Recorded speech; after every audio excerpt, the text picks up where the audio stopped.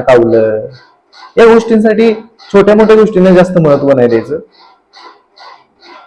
मोठं काहीतरी बघायचं आणि जर तुम्ही मोठं काय बघितले तर तुमचे प्रॉब्लेम सुद्धा मोठे असणार आहेत. माझे 25 रुपये पडले किंवा 2 रुपये सुट्टे नाही दिले. विकी कौशल हा विकी कौशल नव्हता, तो पूर्ण संभाजी महाराज हे दिसत होते. कारण मी थिएटरमध्ये एक्सपिरियन्स केले हे की प्रत्येकाच्या डोळ्यातून अश्रू येत होते. हुंदके अशा अँगलने मी नाही बघत आहे या गोष्टीला. तर एक खरा इतिहास जो आजपर्यंत लपवला गेला होता किंवा लोकांसमोर मांडण्यात आलेला नव्हता. आता आपण एका इम्पॉर्टंट टॉपिक वरती बोलणार आहोत आणि तो टॉपिक म्हणजे छावा मूवी. छावा मूवीचा रिव्ह्यू आजकालची सगळ्यात मोठी सनसनी जी बॉलिवूड मध्ये आहे ती म्हणजे छावा मूवी. आता ही मूवी स्पेशल का आहे याचं डिस्कशन आपण करूयात. ही मूवी कोणत्याही रिलिजनच्या अगेन्स्ट बनवण्यात आलेली नाहीये, परंतु एकदम ऍक्शन मूवी जर तुम्हाला बघायची असेल आणि हिस्ट्री, रिअल हिस्ट्री जर एखाद्या महाराजांविषयी किंवा एखाद्या किंग विषयी तुम्हाला जाणून घ्यायची असेल तर this is the best movie you can ever watch. आता या मूवी मध्ये माझा एक्सपिरियन्स काय होता मी सांगतो. मी काय मूवी रिव्ह्यूवर नाहीये, फक्त एक मूवी अशा अँगलने मी नाही बघत आहे या गोष्टीला. तर एक खरा इतिहास जो आजपर्यंत लपवला गेला होता किंवा लोकांसमोर मांडण्यात आलेला नव्हता, हा इतिहास जो लोकांसमोर मांडण्यात आला आणि ते लोकांना सुद्धा खूप आवडलं. त्यामधला ऍक्च्युअल मध्ये मला काय आवडलं, मी थिएटरमध्ये ही मूवी बघायला गेलो होतो आणि या मूवी मधून मी एक गोष्ट शिकलो की ज्या ज्यावेळी तुम्हाला आयुष्यामध्ये वाटेल मी कुठं हरलोय, त्यावेळी छत्रपती संभाजी महाराजांची, धर्मवीर छत्रपती संभाजी महाराजांची ही मूवी नक्की आपण आठवायला पाहिजे. कारण काय त्या माणसाचा त्याग होता, काय त्या माणसानं सहन केला असेल याच्या कल्पनेच्या पलीकडची गोष्ट आहे. त्या छावा मूवीमध्ये जर तुम्ही बघितलं, ज्यावेळी महाराजांचे डोळे फोडायचे चाललेले त्यावेळी तो जो व्यक्ती असतो मुघल, तो म्हणतो की जनाब आपके डोले आपके जो आंखें है वो तो बंद कर लीजिए, आपको बहुत ज्यादा तकलीफ हो सकती है. महाराजांनी डोळे बंद नाहीत केले.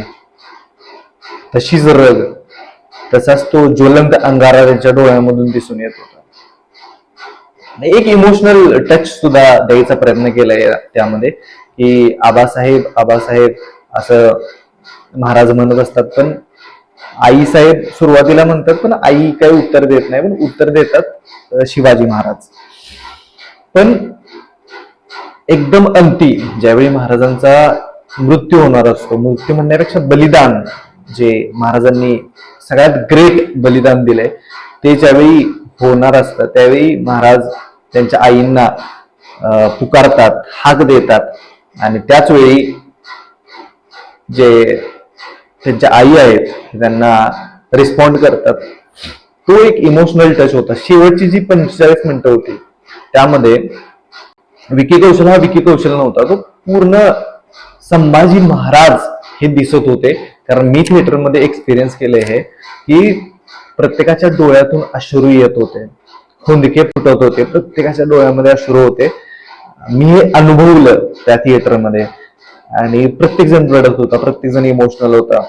आणि फक्त माझी एवढीच प्रार्थना असेल की ही जी रग आहे महाराजांची, महाराजांविषयी कृतज्ञतेची भावना की माझ्या राजानं आपल्यासाठी बलिदान केलंय आणि आपण पण काहीतरी देणं लागतोय महाराजांचं, ही जी रग, ही जी भावना मनामध्ये ती फक्त थिएटरमध्ये न राहावी, ही आयुष्यभर मनामध्ये आणि डोक्यावरती आपण पेलवावी असं मला वाटतं. आणि ती भावना मी तर इंडिव्हिज्युअली मनामध्ये ठेवणार आहे.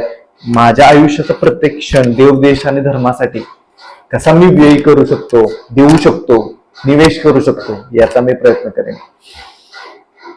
खरंच खूप मोठं बलिदान आहे मित्रांनो. थोडा विचार करा तुम्ही. आजकाल लोक इतकी लाचार झालेत की थोड्या पैशांसाठी, थोड्या क्षणिक सुखासाठी लोक सत्ता धर्म बदलायला तयार होतात.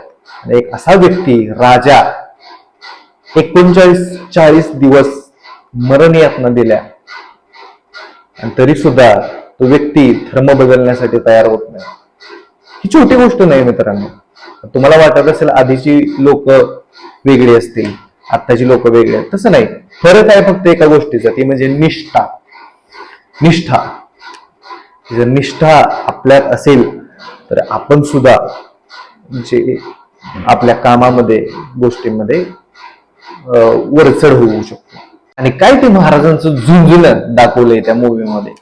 म्हणून इरिस्पेक्टिव्ह ऑफ रिलिजन, तुम्ही कोणत्याही रिलिजनचे असा, कोणत्याही जाती धर्माचं ही गोष्ट बाजूला ठेवून तो मूवी बघायला जा. एक वॉरियर की ज्याला त्याचं स्वप्न पूर्ण करायचंय, रयतेसाठी लढायचंय, तो राजा कसा लढला, कसा जगला, हे जर तुम्हाला बघायचं असेल ना तर नक्कीच हा मूवी बघा.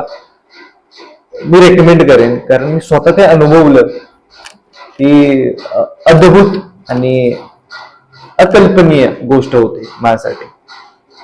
तर तुम्ही सुद्धा जा, तुमच्या जवळच्या टॉकीज मध्ये जाऊन ही मूवी बघा आणि तुमचा एक्सपिरियन्स नक्की मला कमेंट मध्ये सांगा की तुम्हाला काय वाटलं ही मूवी बघितल्यानंतर.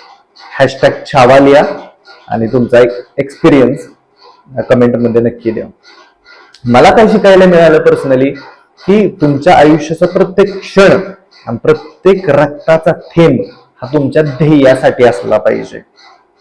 दुसरं म्हणजे छोट्या मोठ्या गोष्टींवरून माझे 25 रुपये कुठं पडले, मला आईनं कावलं, या गोष्टींसाठी छोट्या मोठ्या गोष्टींना जास्त महत्व नाही द्यायचं. मोठं काहीतरी बघायचं आणि जर तुम्ही मोठं काय बघितलं तर तुमचे प्रॉब्लेम सुद्धा मोठे असणार आहेत. माझे 25 रुपये पडले किंवा 2 रुपये सुट्टे नाही दिले, असले तुमचे प्रॉब्लेम नसणार आहेत त्यावेळी. तुमच्या हातूनही मोठं काहीतरी घडू शकेल, ही गोष्ट आहे. पण खरे महाराज काय होते हे बघायला मिळाले. शेवटला व्हिडिओच्या सांगता करता करता एवढंच म्हणायला मला आवडेल की देश धर्म पर मिटने वाला शेर शिवा का छावा था, देश धर्म पर मिटने वाला शेर शिवा का छावा था, देश धर्म पर मिटने वाला शेर शिवा का छावा था, देश धर्म पर मिटने वाला शेर शिवा का छावा था, महापराक्रमी परम प्रतापी एकही शंभू राजा था, एकही शंभू राजा. लास्टला एवढंच म्हणेन की पाहुणी शौर्य तुझं पुढे मृत्यूही नतमस्तक झाला, स्वराज्याच्या मातीसाठी माझा शंभू अमर झाला, माझा शंभू अमर झाला.